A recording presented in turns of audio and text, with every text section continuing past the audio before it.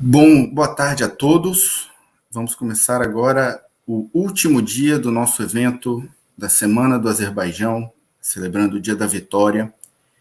E hoje teremos a grande Leila Tahieva.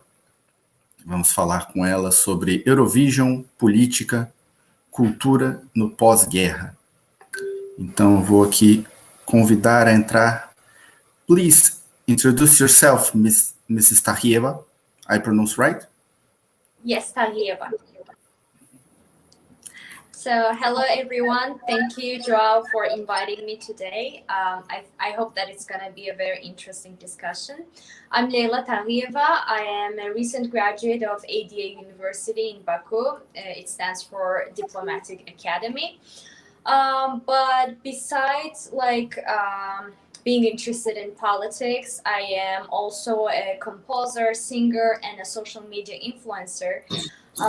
I'm trying to kind of bring arts and politics together, and I think that's actually one of the reasons why you found me interesting to invite to the discussion today. I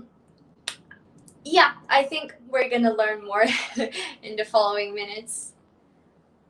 So please, we're going to start with the topic of Eurovision. And you are one of the favorites, maybe, to be one of next Eurovision singers, maybe.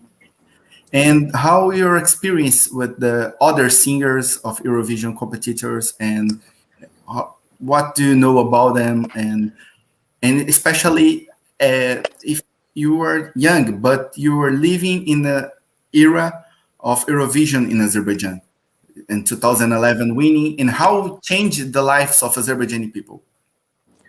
I guess the victory that we had last year during the war, and also the victory we had in the Eurovision back in 10 years ago, they can actually be somehow compared, because it was actually the first time and that I saw this experience with my own eyes, where the whole nation just stood together, and it didn't matter who you are anymore, as long as you're one of the Azerbaijanis in the whole world. And I think it was very fascinating to witness such a thing at such a young age. I was just 11 when we had that victory, and I see the similarity, like how people reacted. Everyone was immediately outdoors. There were, the shouting from the rooftops, and people were just driving in the city. So I think although the context is not the same, the experiences were very similar to me. And regarding the being one of the favorites, I guess everyone already knows that it's been a couple of years that the selection process is being not, how to say, it's not up to the people, it's not up to the audience, but it's a close election. So therefore, we don't really know when our application is considered, when we are even considered as one of the future potential, performance for the show. But it's I think very interesting to see how the fans are reacting, and how the Eurovision fans are keeping this network very alive. I really hope that we could have such a fan base in other areas too. For example, for other shows, for other spheres. And actually, it was their initiative to come up with something like this. So they chose those people who had the most votes, let's say, from the audience. And yeah, luckily I was one of them. And it was interesting to see all those people that I actually know, in real. And it was interesting to learn a bit about their background too. And who knows, maybe it will be considered as an application. So yeah, let's see. Inshallah. Yeah. And how about your relation with other competitors of early years and producers? And do you have any close contact with them? I'd say I'm pretty new at this. It's been what, like a year that I even opened this Instagram page for myself and started to post my covers, and I then started to post some of my original songs. So I'm pretty new at this, and therefore I only knew a few people from the industry, let's say, who could be helpful for me. And I do accept the fact that like I lack the experience. So when, for example, I see my let's say other people in the field who are, you know, aiming at the same things as me, I check it out and I see that, okay, when I was still a school kid, these people were on the stage, and these people were competing for things, and these people already knew the networks. Yeah, so that's actually very interesting to be among them, like someone who is pretty new at this. But I believe that if, for example, today I'm invited to your discussion board, it means it's not going bad. Although it's been just a year, I think, with thanks to the help of social media, I'm trying to show my creativity, what I can offer to the world of art, and I think I still need more networks in the industry and also more experience, but I hope I'll get there. But now you're competing or participating in some kind of festivals, right? International festivals. I see something in Russia, right? Yeah. About in 10 days, I'll actually travel to Russia for the Youth Festival of Muslim Culture. And there are also other things on the way that I'm not very disclosed to share at the moment. But yeah, I'm trying to not stay local in terms of music, because I actually grew up with listening to world music, not just Azerbaijani music. So I think that's already something I can change. Like, I already have these goals in my mind. So yeah, but there were some things that were kind of taking my time, therefore I couldn't be on those stages competing with the people that I'm competing with right now. And it was, of course, the university diplomacy, the things that I did regarding the events and organizations, which I think we will talk about soon. And I'm still doing them, you know, but I learned how to put the balance. So before I was just like, yeah, okay, I'll graduate from university and I'll start doing something serious about music. And then I was like, I'll finish with quarantine and then I'll start. But now I see that, okay, I should do both at the same time. Yeah, and maybe a difficult question, and maybe it can get hard times for you. Your favorite Eurovision competitor from Azerbaijan? Yeah, it is a very difficult one Yeah. because I'd say almost all of them are very, like, just how to say, in for my taste, like they're all very talented. If we're talking about vocal range, because that's something I really care about, although the industry doesn't anymore, I think. But when we talk about vocal range, I definitely say Sabina Babayeva, because I mean, her range and her vocals were just on fire, and everyone can agree with that, I think. I mean, there are different factors. Like, if we talk about, okay, like who could have an impact, you know, while talking internationally, it could be, of course, our winners, Eldar Gasimov and Nigar Jamal, and also Effendi as well, because like she was on the top charts in the YouTube for almost half of the year. So I think that there are different factors. Like, yeah, when we talk about vocal range, it's Sabina, but I think she didn't manage to impress the international audience as much as these guys did. So Yeah, it's really important to international contest be international. exactly, So exactly, attractive not just for Azerbaijanis. Yeah. exactly.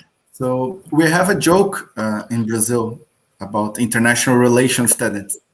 You are graduate international relations, and after this, you look for a serious job because Yeah. it's really difficult. So you're trying to be in the music career, and how it's the balance for you between this graduation and music. And tell me about a bit about your experience in international relations. How was your course? And Yeah, so I think international relations, as you said, is a bit broad subject, and if you're there, you should really have like strong ambitions, and you should accept the fact that you can be unemployed after you graduate, and you can be like confused about what exactly you want to do, as I am right now. So, um, but after you figure some things out and after you put certain goals, I think uh, it can actually a big tool for the artists out there. Because, like as we said, like when we're talking about making an international fan base or trying to go, cross the borders with your whatever you're offering to the world. Uh, the things that I learned as an international relations student will, I think, be always helpful for me. Doesn't matter if I like continue doing something serious about it or not. Uh, I mean, I learned the language. I learned how to communicate with people from different backgrounds. Without attending those events, it wouldn't be possible. And I also learned like how to represent my country when it's needed, because we're living in a world where there's a lot of misinformation, and it's very important to know the truth and to speak based on facts when you're doing basically anything. So I have always believed that, for example, you might be an artist, doesn't matter, you can be an actress, you can be a contestant in the Eurovision, you should know how to speak. You should know how to like represent your ideology. You should always act based on your values. And these are all the things that I learned as an ADA student, I would say. So I would never like, some people, for example, ask me like, do you think if you continue only with music, it means you wasted those years? No, not at all. Like, yeah, I don't regret it a bit. so, and tell for our viewers about experience in ADA and how is the structure of the ADA, because I was there and it was amazing, but I need to explain your view about your university. Yeah, I get this question like almost every day. I'm very happy that we are like this young generation. We are kind of being role models for the current school children.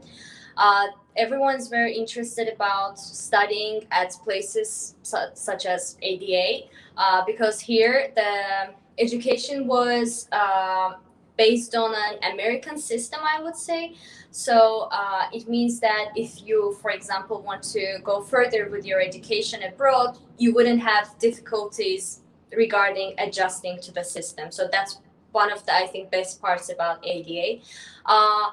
The Besides the education system, the university life was really good. And if you're an extrovert, you will find a lot of opportunities regarding the student clubs and different organizations. Like there were always, I think, I always felt like surrounded by many people who are very inspiring and very ambitious, because everyone was doing something all the time. There were events, like when you walk in the hall, you see people just organizing different events and selling tickets, and it was just like the student life, you know. Unfortunately, it lasted only for 2 years for me, thanks to COVID. Um, but I think that even those 2 years, like it was better than any other 4 years that I could spend at any other university, because you just learn a lot of things. Not you grow up as an individual, and I thought that it was something exaggerated at first, but then I really felt it. Good.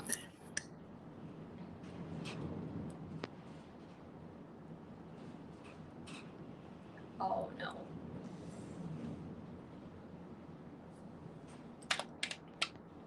I cannot hear you.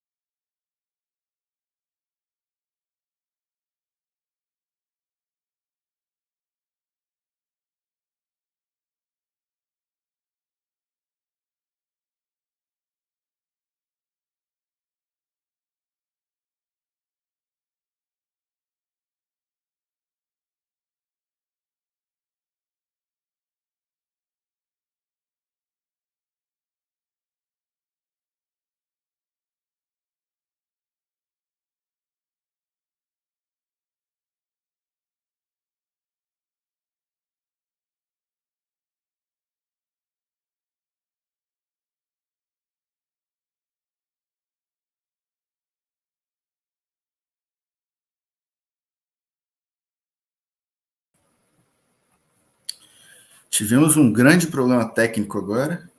Desculpem a todos. A chuva está meio forte aqui, caiu a energia. Mas já voltei, já voltei.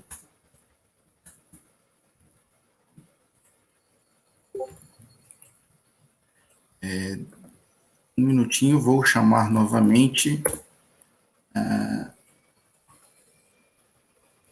Leila participar. O pessoal ainda está aqui?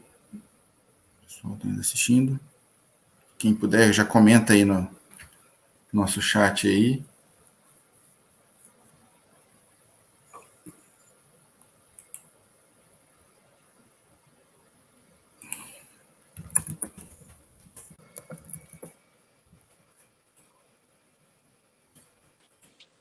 Sorry about that. And raining a lot in Brazil, in my city now, and we have few energy issues. So Oh, so and it's pretty windy here. Like always in Azerbaijan, in Baku. yeah, this time it's like very bad, like almost like a storm. I checked it on the Beaufort scale, and I hope nothing bad happens. Yeah. But Can you hear me clearly? I am using the... Yes, clear. So in which topic we are talking? Sorry, in ADA, right? We are talking about ADA Yes. experience. Exactly. So you, after the ADA experience, you started, or I don't know if was before, SFL in Students for Liberty in Azerbaijan. And how is your experience and what you can explain for our viewers about Students for Liberty? Yeah, so basically Students for Liberty is a non-governmental organization, like operating in more than 100 countries in the world. It's based in Washington, USA. And the main mission of the organization is to, first of all, like educate people about what is liberty, what values are attached to liberty, what kind of liberties and rights exist. And it's also about different types of liberties and trying to promote those liberties. For example, academic freedom, like what are we doing to make sure that everyone can access education freely?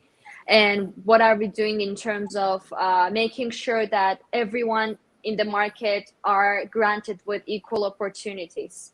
And I mean, it can be actually applied to many areas, starting from war to art, and that's why the organization is always very active in organizing events all around the world for people who are like ambitious leaders and who want to do something to make the society freer from restrictions, because we're living in the 21st century. And it's funny that like a lot of societies are still struggling with basic human rights and basic liberties.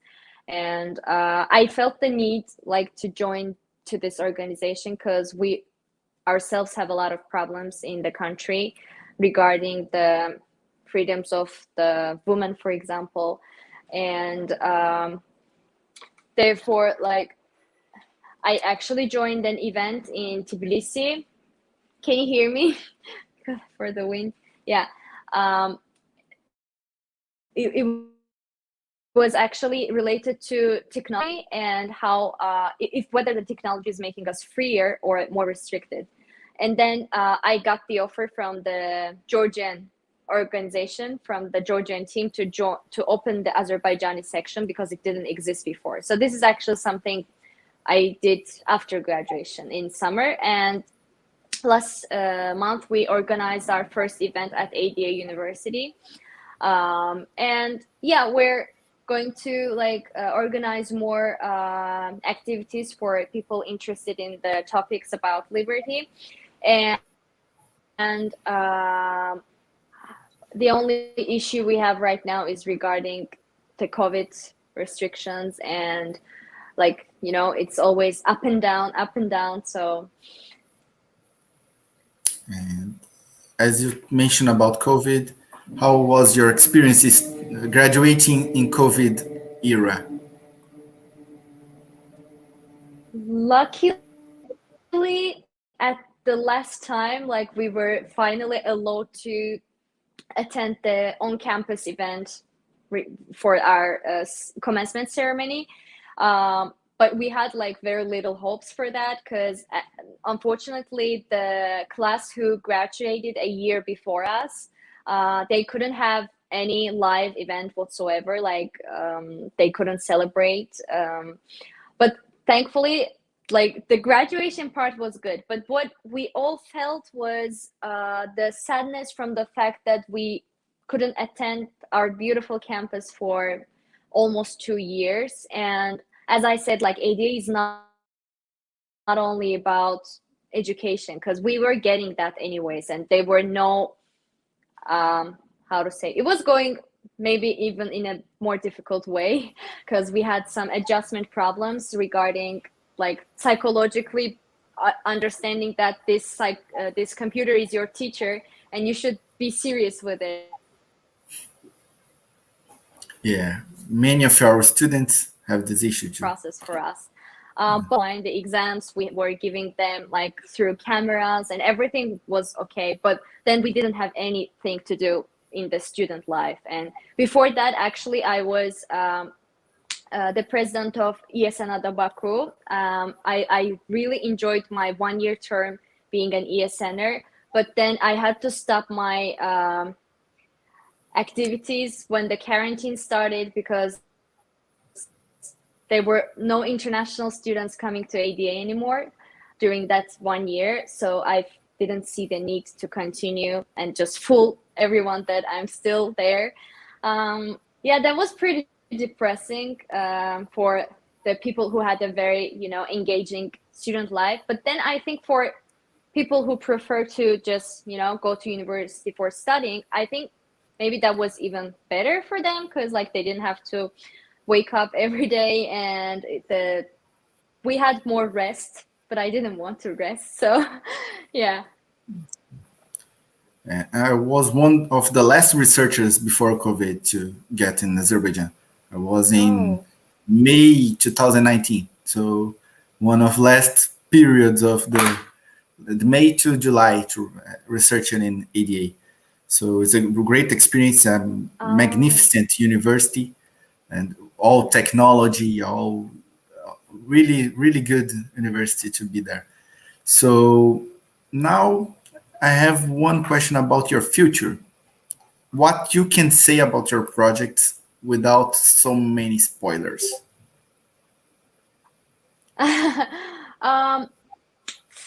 Okay. I think this is where I have to put what I learned from diplomacy into art. Yeah, as I previously told you. So there were something really great happened that I have been actually impatient to share with everyone for the past half a year, I would say.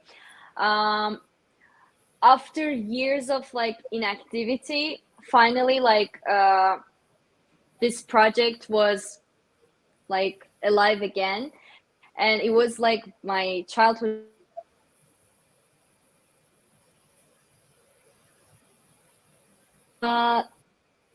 Things worked pretty well regarding the fact that it was my first experience of such, and I think that if the people show the necessary interest and if the people understand what kind of responsibility it is for the people of art and everyone else, because without the audience there is no art people, right? So if people understand how huge it is, how important it is, and if they react accordingly, we could actually see more of these projects. And I think we must see more of art related projects. And I see that opportunities keep coming up. So if you know some people from the industry, like you're already a part of them. So you are already preparing for your next show. I think that's really great to see that it's never an end. When something finishes, something else keeps going up. The only struggle I find regarding my music career is that in Azerbaijan, the things don't work the way that they're supposed to regarding how people, for example, make profit as artists. I don't know if you're familiar with that or not, but like we have A no lot. concerts. Like Yeah. it's I talk a strange. lot with Izel, singer of Uh-huh. Yeah. 2015, and she said about the wedding industry. It's the best way to the musicians in Azerbaijan earn profit. So yeah, I think it's I don't know. It's strange, first of all, and it's unfair for the artists. It's basically, I think it degrades the work that they're doing because, especially as I said, like during the last year, I've met incredibly talented people in Azerbaijan. I think we as a country are failing them, like objectively speaking. And but like what are the opportunities out there? Like something that comes up every 3 years, once in 3 years, and otherwise all that they have to do is, as you said, like attend some personal events like weddings and birthdays. And I think if the foreign people know about it, they wouldn't understand, like, because I don't know, like in other countries, things work totally in a different way. And I think that keeps more value, that adds more value to the work that the musicians are doing. I think everyone would agree with that because an artist should have their own concerts, they should have their own gigs, they should have their own performances, meeting with the fans, not like attending someone's personal event where most of the attendees don't even know who you are. I mean, yeah, I don't want to yeah, have to do that. yeah. I see in Azerbaijan when I was there looking for some kind of concerts, and I didn't find it. Only Jara Festival. Uh, And it's not just even only Azerbaijani, like it has nothing to do. yeah, it's a main thing. It's more Russian.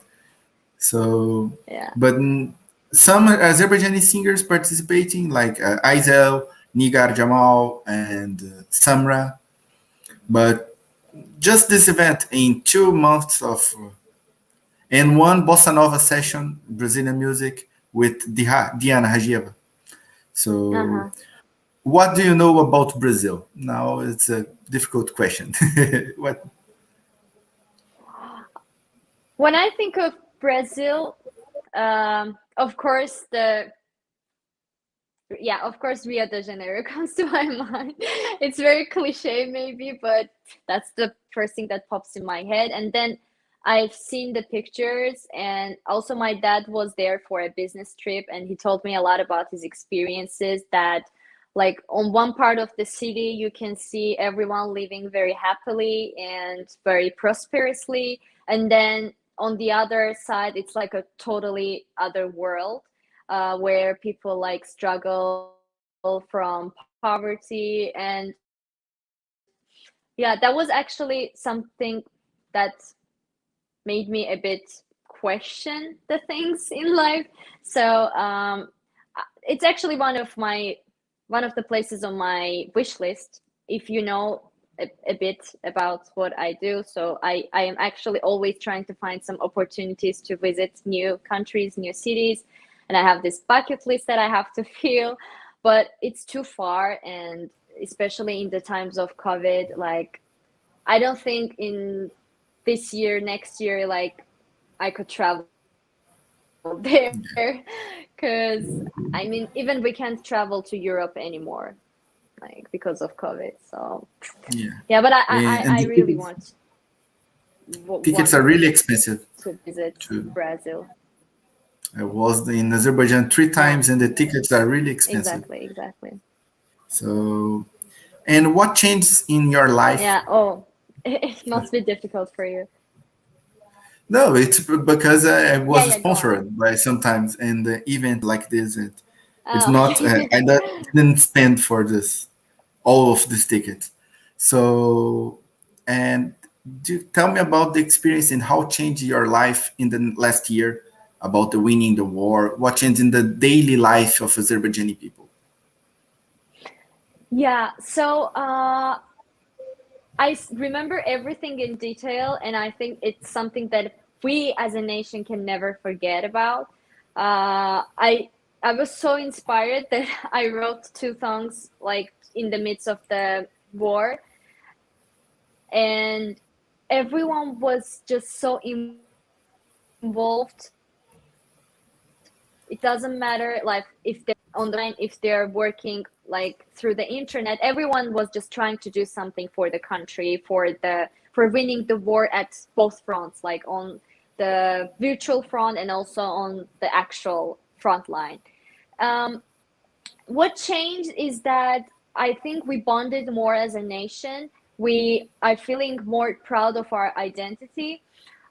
We are feeling as if something that, we were dreaming of ever since we were kids, it's finally done. um, of course you realize the fact that there are still unfinished things, but I actually don't want to think about those parts as an individual from Azerbaijan, because what we did in the 44 days were something I think undoable in such a short time, because we didn't have Karabakh for almost 30 years, and then we got it back in 44 days. That's something only to be proud of, I think. And thinking about what we still could get is, I think, not the right thing to do. Of course, we did lose people, and I think this is something we should always keep in our minds. Um, but I think a lot of things changed in the lives of Azerbaijani citizens. Like, I felt it even when I had my first travel after the war. Like, every time you're meeting someone foreigner, there was like something incomplete that we felt within ourselves.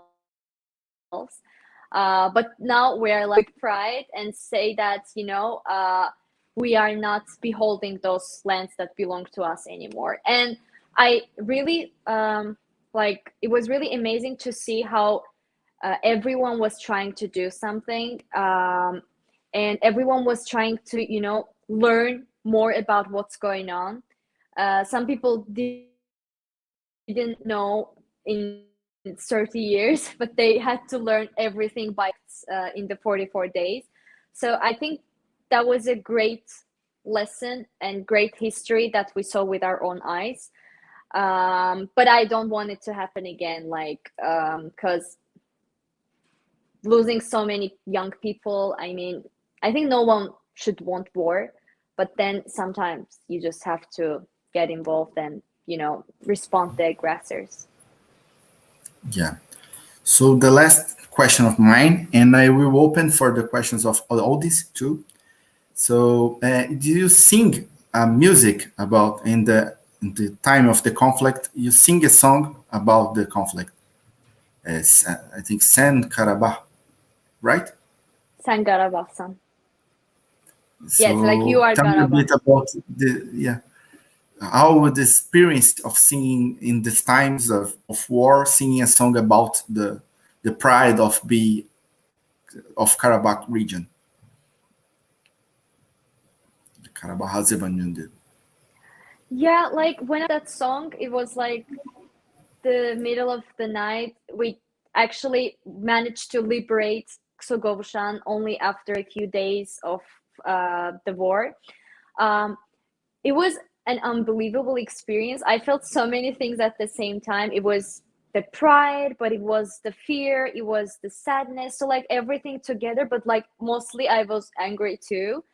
Um, and I really had nothing of this in my mind. We didn't even have a proper internet, so definitely that wasn't, uh, let's say that I wanted to share and get famous with it or something like that. because I mean we use internet with VPN, right? So I purely just wanted to, you know, express all my emotions and everything that I had in my heart and mind.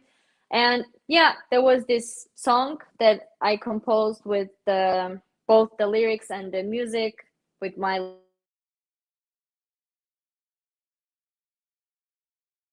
loved it, and they showed a lot of feedback about it, because they apparently we've been all feeling the same. Like they said that they could, a lot of people approached me and they said that they could relate to each lyrics that I wrote. Especially I like tried to see Karabakh as a person that, you know, has been through a lot, and but then at the end, like he or she, let's say, they can't do it anymore and they have to respond through blood and through revenge. And I didn't feel such things before, honestly. Like we all were angry about the fact that we didn't get to live and see in our legal lands. But what happened during those time, this anger and this, you know, um, support for war, it was something I think incredible, because we we are peaceful people, right, living in the digital era. But then suddenly when you think about all the injustice that is happening, when you think about Hocalı massacre, when you think about what has been happening in the past 30 years, you can't like stay calm anymore. And that was my way of not staying calm. And I hope and I do believe that it could create some emotions, it could create some comfort for the people that had the chance to listen.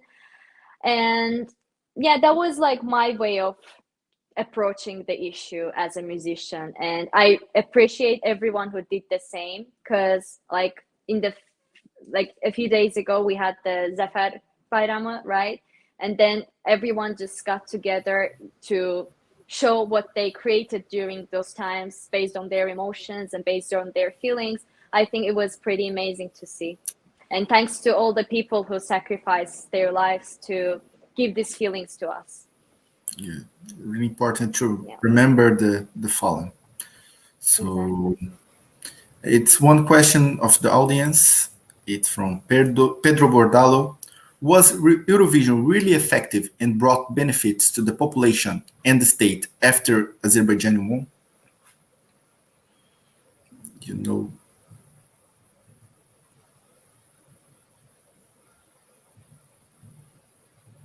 Leila.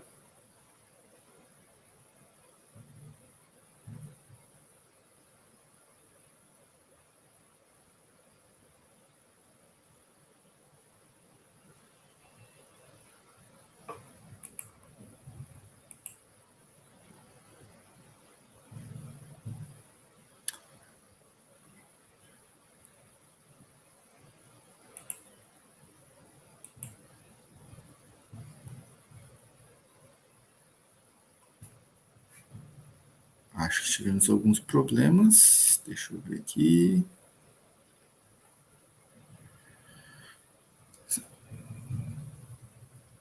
Can you hear me?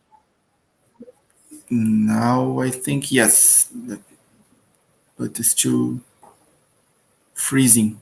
Let me check.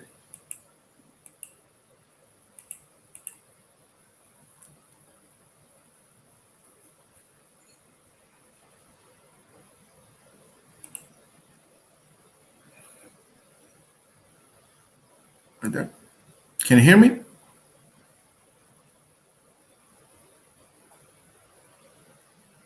Yep.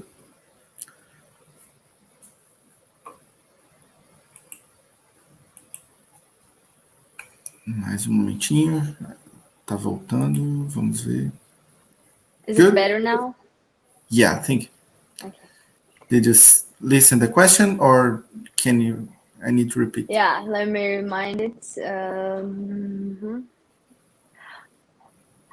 All right. So I think like it depends on what you think of as a benefit and effectiveness. If we're thinking in terms of like raising the reputation of the country and bonding people together and giving people the sense of, you know, victory and making them more connected to the international world, and then of course it was very beneficial and effective because it's the only, I think, like we participate in a lot of contests, international contests, let it be sports, you know, wrestling, but like I think this Eurovision is the only thing that people constantly keep watching besides football, of course. um, and therefore like everyone was, as a nation, we were like always very proud of the work that the delegation was doing. And when you see the feedback in the way of victory, of course, it was, I think, something that intangibly, you know, brought a lot of benefits to the country. But when you, if you think benefits and effectiveness in terms of economy, then actually many people would say the opposite, because it was a burden for such a small country to host so many people. And maybe if it was the COVID times, it would be easier because there weren't many attendees. But then back on those days, we had to build the place from scratch. But then when you think of the long-term investment, okay, Crystal Hall is always there for the future events, for the current events, and then it had to be built at some point. So yeah, I think that would be my answer. Like, if you're thinking in the non-material terms, it was very effective. And if you're thinking from the material terms, then it was effective in the long run. Yeah. Good. Really important. I never was in Crystal Hall. It's one of my failures in Azerbaijan. I really wish You to. can always come back. Yeah, maybe. So thank you very much for everything. And if you need to, if you want to send a message to all your fans and our Brazilian students and everyone, please. Well, first of all, thank you again for hosting this event. Despite the difficulties regarding the internet, I hope that it went fine, and I hope people can watch it afterwards too. And to everyone who got to watch and who will watch later, I would like to say that never like never think that it's too late to, you know, do that thing on your mind since you have for years. Never think that just because you don't have the education related to that, just because you don't have the proper experience, it doesn't mean that you should never start. So you don't really know what the world may bring. And I think if we use our time effectively, we can do many things at once. And life is actually more interesting when you have more interest. So yeah, that would be like my general message. And for the Azerbaijanis, of course, I congratulate everyone with the Flag Day and with Zafer Günü. I hope that we always stay. Ümid edirəm ki, biz həmişə belə birlikdə qalarıq və həmişə belə həmrəy olarıq. Heç vaxt bu dəyişməsin ümid edirəm. That's it. So the message for the future and unemployed from the international relations course. Really good. Thank you very much again, Leila. Thank you. And bye-bye. Goodbye. Have a nice day or night.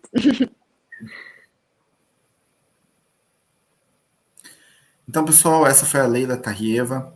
E, então, agora a lista de presença ela vai ficar por mais 20 minutos aí no nosso formulário do Google. Agradecemos a participação de todos e hoje tem o encerramento do nosso evento, uma palestra falando sobre diplomacia, paradiplomacia e diplomacia parlamentar. Com os convidados sou eu, João Xavier, e o mestrando de Relações Internacionais, Renan Luz, mediado por Pedro Bordalo. Vamos ter um evento de encerramento e vamos tirar, além dessa fala sobre diplomacia, paradiplomacia, a gente vai divulgar um pouco mais sobre o nosso programa de estágio, vamos falar um pouco mais dos nossos projetos de podcast, projetos futuros, e também falar um pouco das parcerias que estão a vir e todas as dúvidas que vocês tiverem desse período de palestras, porque eu sei que é um tema um pouco confuso para muita gente, então eu vou estar aqui para tirar também dúvidas relacionadas a temas de palestras anteriores também. Então é isso, gente. Uma boa tarde a todos e até às 7 da noite.